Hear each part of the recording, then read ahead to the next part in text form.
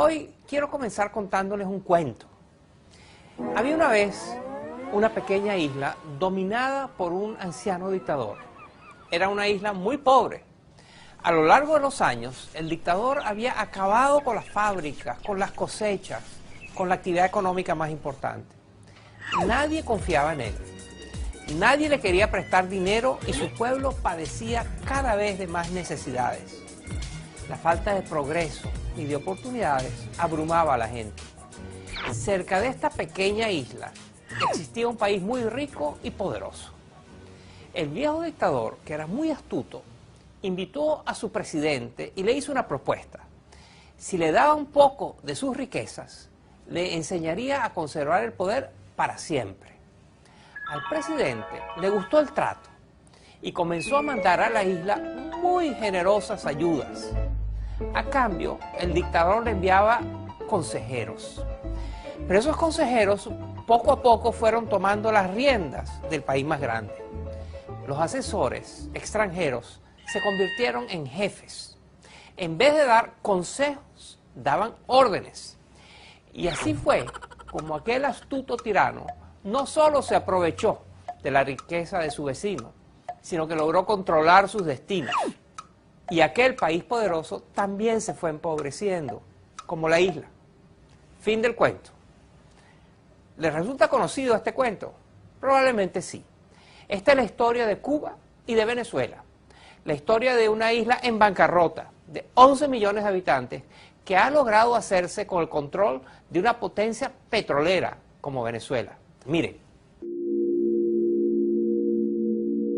El Mar Caribe aloja una de las grandes paradojas de América Latina. Muchos se preguntan cómo la pobre Cuba ha logrado tener tanto poder en la rica Venezuela. La presencia de Cuba en Venezuela... Margarita López Maya, una destacada historiadora venezolana que simpatizó con el chavismo en sus primeros años, responde a esta interrogante.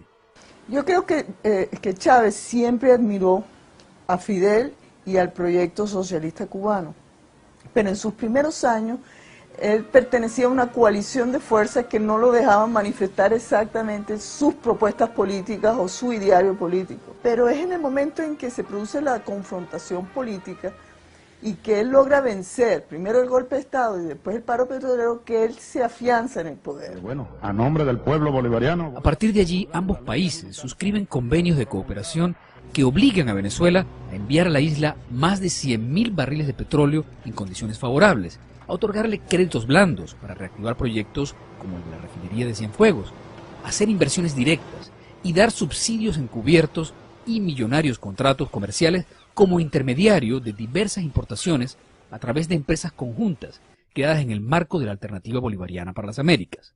El subsidio en materia petrolera. El economista venezolano Ángel García Banch ha estudiado los convenios y precisa el costo de la solidaridad de la revolución bolivariana con el régimen castrista.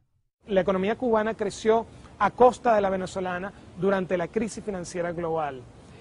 Es una economía que recibe créditos de Venezuela a tasas del 1%, cuando Venezuela se endeuda con el resto del mundo en promedio, a juzgar por los cupones que se pagan, a una tasa del 12% anual. Estamos hablando de una economía que recibe en apoyos en total al año alrededor de unos 12.000 millones de dólares. Estamos hablando de casi alrededor de unos 3 puntos del Producto Interno Bruto en el costo de la política exterior. Yo dudo que haya país en el mundo que gaste tanto en política exterior. Miles de cubanos trabajan en la administración pública venezolana. Según cifras oficiales del 2012, hay 44.804 cubanos trabajando en la administración pública, en programas de asistencia social, de salud, deportivos, de educación, cultura, producción agrícola y la construcción. Además, gracias a contratos suscritos entre el Ministerio de Relaciones Interiores con la empresa Albet, vinculada a la Universidad de las Ciencias Informáticas de Cuba, son cubanos los que controlan el sistema de identificación de los ciudadanos, sus registros y notarías.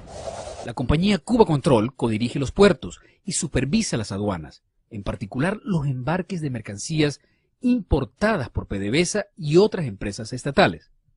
Incluso, por otros convenios públicos, están presentes en el sector petrolero y eléctrico, donde no tienen nada que aportar. La isla sabe casi todo de los venezolanos, pero estos desconocen cuántos cubanos hay exactamente en el país.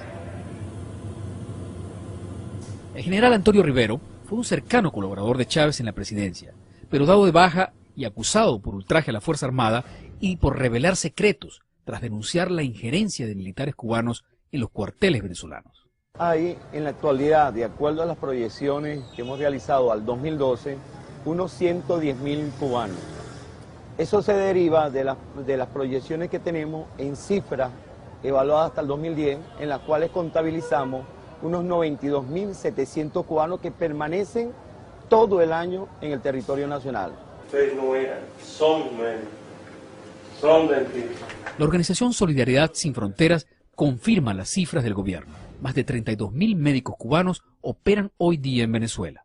Que es un negocio completamente redondo para llenar las arcas del régimen cubano, a costa del trabajo esclavo. Hacemos los grupos. La Organización de Médicos Cubanos ha ayudado a muchos de ellos a huir. Le recogen sus pasaportes. Mi objetivo es claro, para que no puedan viajar entre un lado u otro, dentro del mismo país o salir del país, etcétera.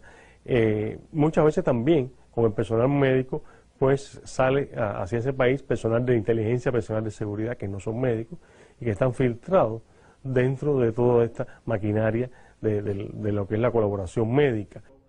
El doctor Erisbel Évora se formó en la Escuela de Medicina de Villa Clara, en Cuba. Participó en varias misiones del gobierno cubano en África y en América del Sur, pero en Venezuela se sintió inseguro, maltratado y excesivamente vigilado. Un control que pasa de lo sublime a lo ridículo, porque tienes que reportarte a las 6 de la tarde, tienes que limitar los movimientos. Me imagino que lo hagan con el fin de controlar los posibles movimientos inadecuados. El doctor Évora sintió que en Venezuela su misión no era solo sanitaria. La medicina la asocian mucho a la política. Si la misión cubana en Venezuela fuera puramente técnica, puramente humanitaria, quizás no hubiera tanto resentimiento. Pero la misión cubana en Venezuela es política y científica.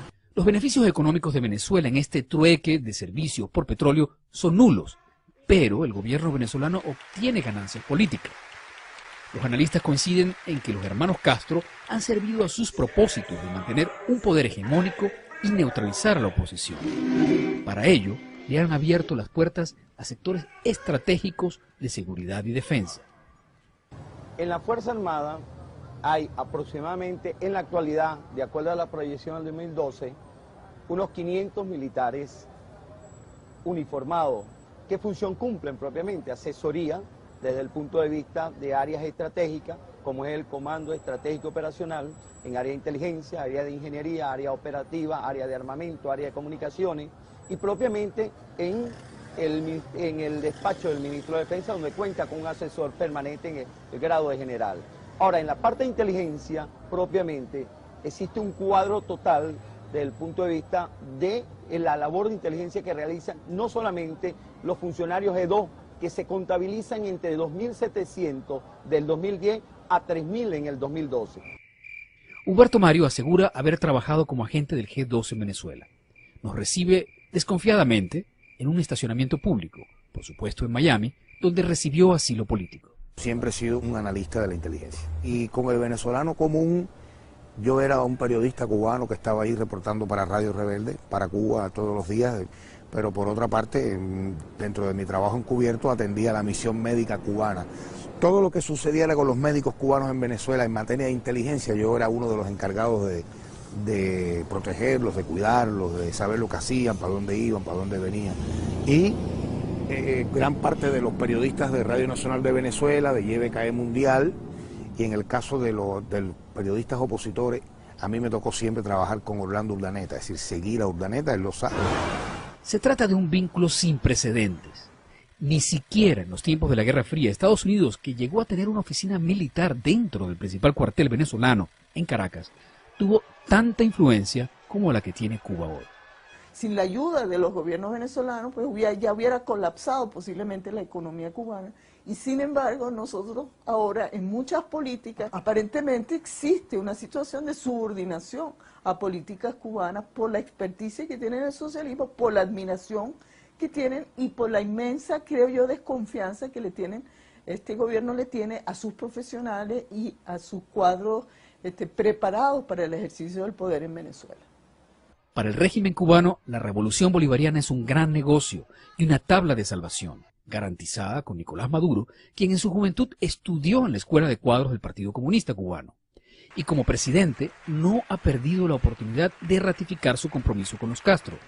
A cambio, obtiene asesoría por su experiencia para imponer un sistema autoritario y acabar con lo que queda de tradición democrática.